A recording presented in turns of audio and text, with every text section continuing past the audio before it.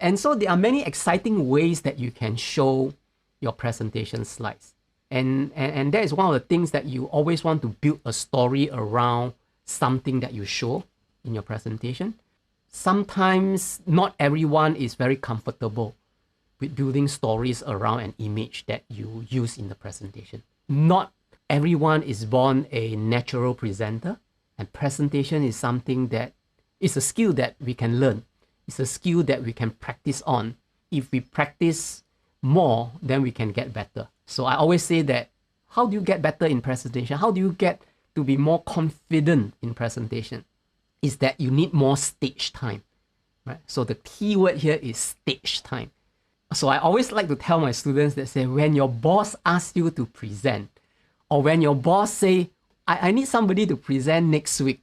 Yeah, volunteer first. Yeah. So the key word here is, again, volunteer, right? Volunteer to be the presenter so that you always accumulate stage time.